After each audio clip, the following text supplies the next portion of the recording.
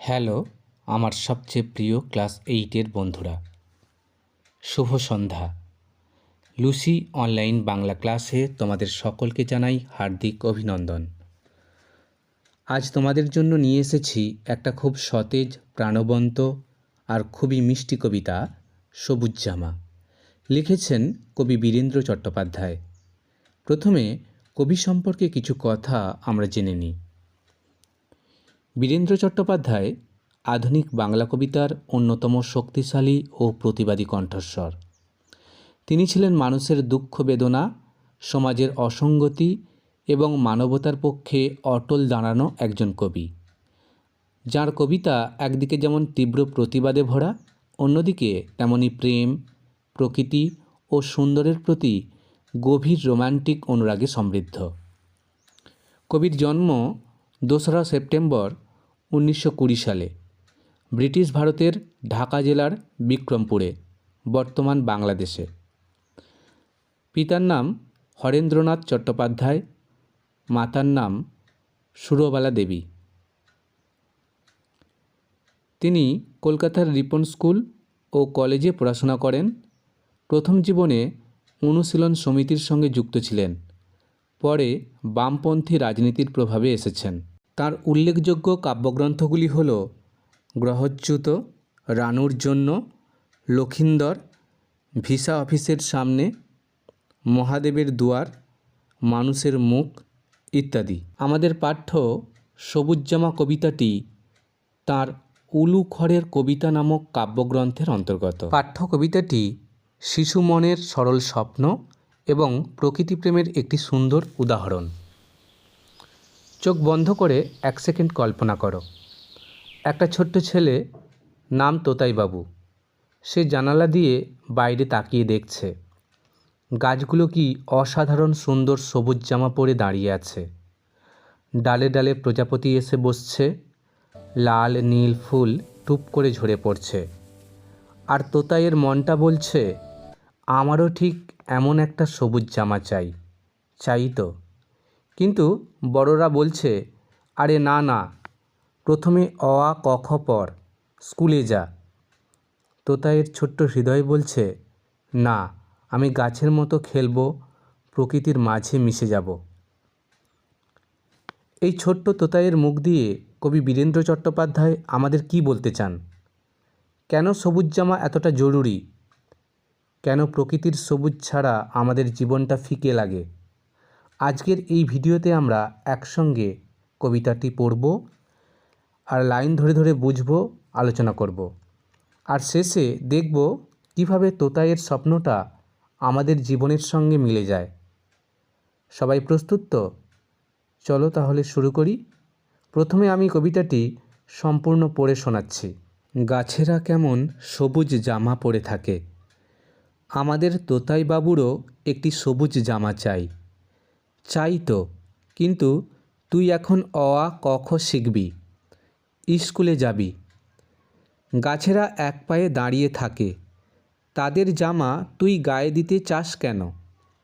তোতাই অ আ ক খ পড়বে না, স্কুলে যাবে না।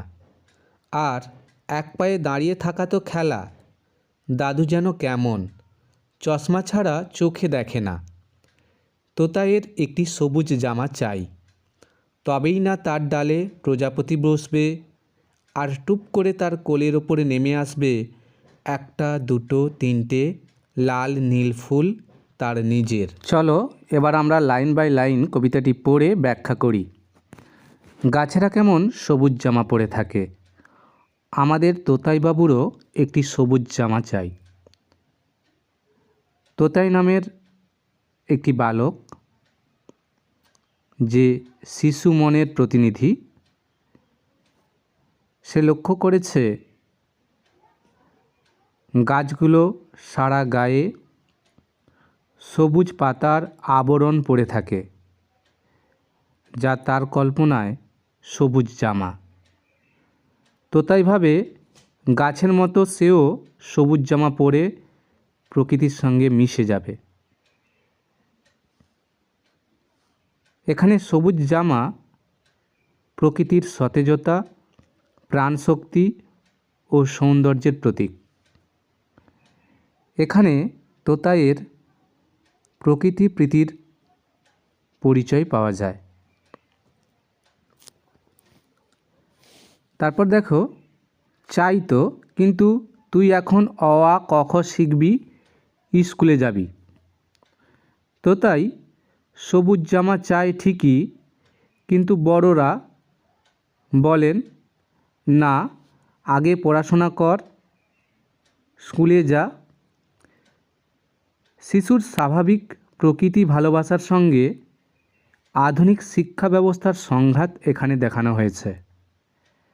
অর্থাৎ তোতাই পুঁথিগত শিক্ষায় শিক্ষিত হতে চায় না, সে চায় প্রকৃতির কোলে বেড়ে উঠতে, প্রকৃতির শিক্ষায় শিক্ষিত হয়ে উঠতে।